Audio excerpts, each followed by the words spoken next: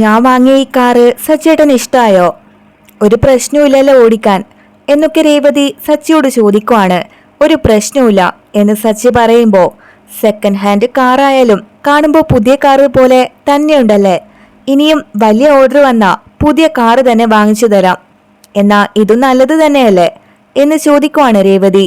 എന്റെ ഭാര്യ എനിക്ക് വാങ്ങി തന്ന കാറ് എങ്ങനെ എനിക്ക് ഇഷ്ടപ്പെടാതിരിക്കും രേവതി? അല്ല, നിനക്കിതെങ്ങനെ വാങ്ങിത്തരണമെന്ന് തോന്നി എന്ന് സച്ചി ചോദിക്കുവാണ്.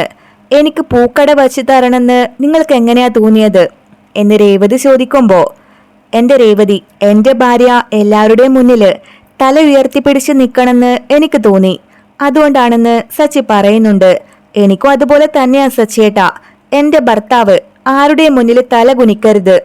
അങ്ങനെ എനിക്ക് തോന്നിയപ്പോ കാർ വാങ്ങിച്ചു എന്ന് പറയുവാണ് രേവതി. കാർ വാങ്ങിയത് നല്ലതാ, എന്നാ ഓട്ടോ ഓടിക്കുന്നതും എനിക്കിഷ്ടം തന്നെയാണ്.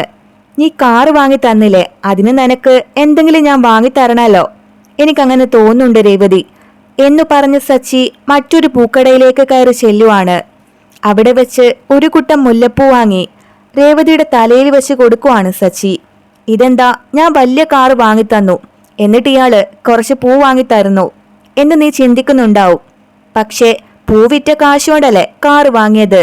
ഇപ്പോ ആ കാറിൽ വന്ന് നമ്മൾ പൂ തിരിച്ചു വാങ്ങി എന്നു പറഞ്ഞ് അത് തലയിൽ വെച്ച് കൊടുക്കുവാണ് സച്ചി.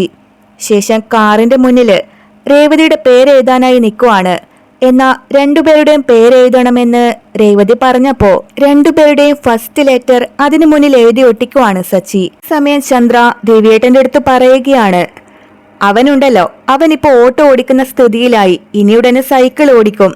എന്നാ ശ്രുതിയെ നോക്ക്, അവൻ റോക്കറ്റ് വേഗത്തിലാ വളരാൻ പോകുന്നേ എന്ന് പറയുമ്പോ ശ്രുതി ഒരു കവറുമായി ചന്ദ്രയെ വിളിക്കുവാണ്.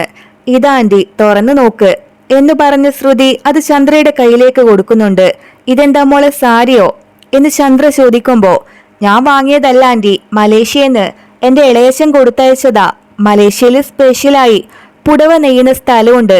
ഇളയച്ചൻ ആന്റിക്ക് വേണ്ടി സ്പെഷ്യലായി ഓർഡർ ചെയ്ത് വാങ്ങിയതാ എന്നൊക്കെ കള്ളം പറയുവാണ് ശ്രുതി. അതെയോ മോളെ എന്ന് ചന്ദ്ര ചോദിക്കുമ്പോ, അതെ ആന്റി, ആന്റിക്ക് ഈ കളറ് നന്നായിട്ട് പിടിക്കുമെന്ന് ഞാൻ ഇളയച്ചനോട് പറഞ്ഞിട്ടുണ്ടായിരുന്നു. നിങ്ങൾ ഈ സാരി വെച്ച് നോക്കാന്റി എന്ന് പറഞ്ഞ ശ്രുതി അത് ചന്ദ്രയ്ക്ക് വച്ചു കൊടുക്കുവാണ്.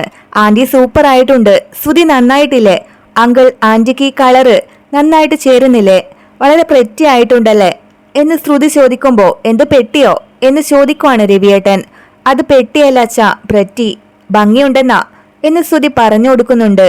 അതാ, എനിക്ക് ഏത് കളറ് പുടവ എടുത്താലും ഭംഗിയായിരിക്കും. ഇത്രയും നാള് നാട്ടിലുള്ള സാരി മാത്രമല്ലേ ഞാൻ ഉടുത്തിട്ടുള്ളൂ, ഇപ്പൊ മലേഷ്യന്നാ സാരി വന്നിരിക്കുന്നേ. വളരെ നന്നായിട്ടുണ്ട് മോളെ. അല്ല മോളെ, നീ കഴിച്ചോ ഇല്ലയോ? എന്തോ നിന്റെ മുഖം ഡള്ളായിട്ടുണ്ടല്ലോ, നിനക്ക് ഞാൻ നല്ലൊരു ജ്യൂസ് എടുത്തിട്ട് വരാം എന്ന് പറഞ്ഞ് ചന്ദ്ര കിച്ചണിലേക്ക് പോകുന്നുണ്ട്. അത് കണ്ട് ശ്രുതിക്ക് ഒരുപാട് സന്തോഷാവുകയാണ്. ഇതാരാ ഫ്രിഡ്ജില് മുല്ലപ്പൂ കൊണ്ടുവച്ചത്, ഇപ്പൊ എല്ലാത്തിലും പൂവാസന മാത്രമേ വരുന്നുള്ളൂ എന്ന് പറഞ്ഞ് ചന്ദ്ര ദേഷ്യപ്പെടുവാണ്. ആ സമയം തലയിൽ നിറയെ മുല്ലപ്പൂ വെച്ചോണ്ട് രേവതി കയറി വരുവാണ്.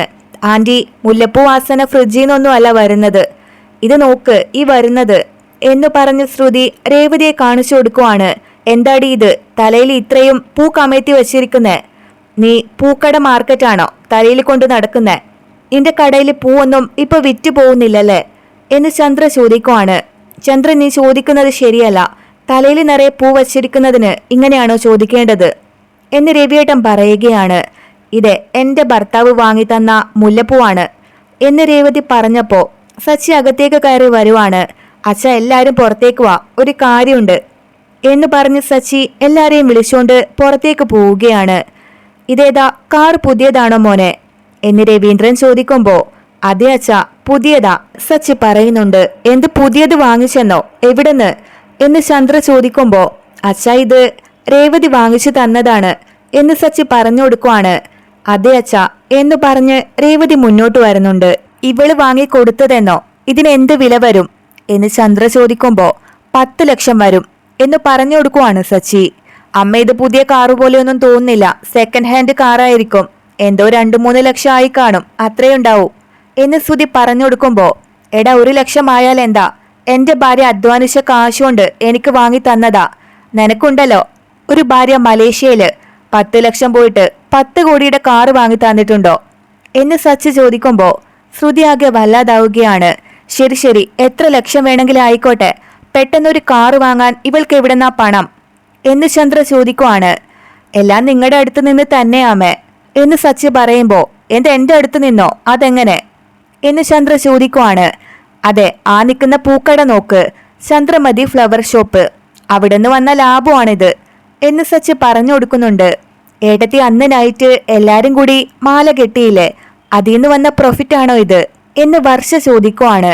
അതെ വർഷേ എന്ന് രേവതി പറയുമ്പോ ആ കാശ് വെച്ച് നിങ്ങളുടെ കട ഡെവലപ്പ് ചെയ്യാറുന്നില്ലേ ഏട്ടത്തി എന്ന് ചോദിക്കുവാണ് വർഷ.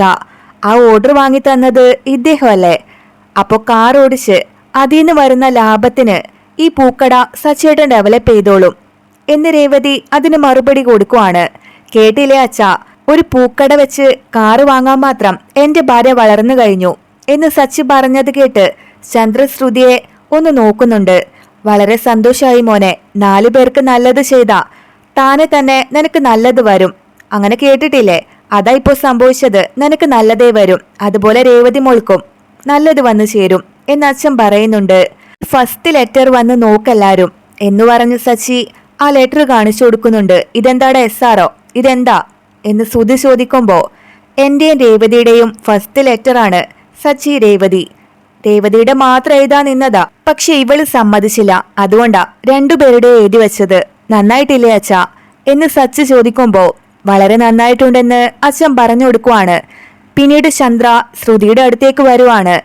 ഇനി ഈ വീട്ടിൽ എന്തൊക്കെ കാണേണ്ടി വരും മോളെ, നടക്കുന്നതൊക്കെ നീയും കാണുന്നില്ലേ? ആ പൂ കെട്ടുന്നവള് സച്ചിക്ക് കാറ് വരെ വാങ്ങിച്ചു കൊടുത്തില്ലേ എന്ന് ചന്ദ്ര പറയുവാണ്. അതെ ആന്റി, അതിന് അവൾ ആ കാശ് എടുത്തോണ്ട് പോയതായിരിക്കും എന്ന് ശ്രുതി പറയുമ്പോ ഇവളുടെ രാശിയാണ് കാർ ഓടിക്കുന്നവൻ ഇപ്പോ ഓട്ടോ ഓടിക്കുന്ന നിലയിൽ എത്തിയെന്ന് ഞാൻ വിചാരിച്ചു. മുൻപ് അവനുണ്ടായിരുന്ന കാറിനേക്കാൾ ഇപ്പോ നല്ല കാറാ വാങ്ങിക്കൊടുത്തിരിക്കുന്നേ, അതും പൂ കെട്ടിയ കാശുകൊണ്ട് എന്ന് പറയുവാണ് ചന്ദ്ര. അതെ, ഞാൻ പോലും അത് വിചാരിച്ചില്ല ആന്റി എന്ന് ശ്രുതി പറയുമ്പോ ഒന്നുമില്ലാത്തവള് ഇങ്ങനെയൊക്കെ ചെയ്യുന്നു. പഠിപ്പും നിലയും എല്ലാം സച്ചിക്കില്ലെങ്കിലും കുറെ ആളുകള് അവന് ഹെൽപ്പ് ചെയ്യാനുണ്ട്. എന്നാ പഠിപ്പുണ്ടായ എന്റെ മോനോ, അവനെ കൈപിടിച്ച് മുന്നോട്ട് കൊണ്ടുപോവാൻ ആരുമില്ലല്ലോ എന്ന് പറഞ്ഞ് ചന്ദ്ര ദേഷ്യപ്പെടുവാണ്. ആന്റി, ശ്രുതിക്ക് ഉറപ്പായും നല്ലൊരു ജോലി കിട്ടും എന്ന് ശ്രുതി പറയുമ്പോ അവന് നല്ലൊരു മാർഗം നീ പറഞ്ഞു കൊടുത്തില്ലല്ലോ എന്ന് ചന്ദ്ര ചോദിക്കുവാണ്. എന്താ ആന്റി, അതിന് ഞാൻ എന്ത് ചെയ്യാനാ എന്ന് ശ്രുതി ചോദിക്കുന്നുണ്ട്. എന്താ ശ്രുതി ഇത്, നീ ആഗ്രഹിച്ച ഇപ്പൊ ശ്രുതി വലിയ മുതലാളിയായി ഇരിക്കുന്നുണ്ടാവും, എന്നാ നീ അവനെ കണ്ടതുപോലും ഭാവിക്കാറില്ലല്ലോ. എന്നാ രേവതിയെ നോക്ക്, സച്ചിക്ക് വലിയ കാറല്ലേ അവള് വാങ്ങിച്ചു കൊടുത്തിരിക്കുന്നേ. ശ്രുതി നിന്നെ നന്നായി നോക്കുന്നില്ലേ അവന് വേണ്ടി, എന്നിട്ട് നീ എന്ത് ചെയ്തു? നിന്റെ പേരിലുള്ള പാർലർ പോലും നീ പേര് മാറ്റി. അവൻ ഇവിടെ ജോലി ഇല്ലാതെ അലയുമ്പോ നിനക്ക് മലേഷ്യയിലുള്ള നിന്റെ അച്ഛനോട് സംസാരിച്ച് എന്തെങ്കിലും ബിസിനസ് ഇട്ട് കൊടുത്തൂടെ മോളെ? നിന്റെ ഇളയച്ചനെ വിളിക്ക്, ഞാൻ അയാളോട് സംസാരിക്കാം എന്ന് ചന്ദ്ര പറയുമ്പോ അയ്യോ ഇളയച്ചന് സമയമില്ല ആന്റി എന്ന് പറഞ്ഞു നിൽക്കുവാണ് ശ്രുതി. എന്തുകൊണ്ട് സമയമില്ല? എനിക്ക് സാരി വാങ്ങിത്തരാൻ അയാൾക്ക് ഇഷ്ടം പോലെ സമയമുണ്ടല്ലോ, നീ അയാളെ വിളിക്ക്, ഞാൻ സംസാരിച്ചോളാം എന്ന് പറഞ്ഞു നിൽക്കുവാണ് ചന്ദ്ര.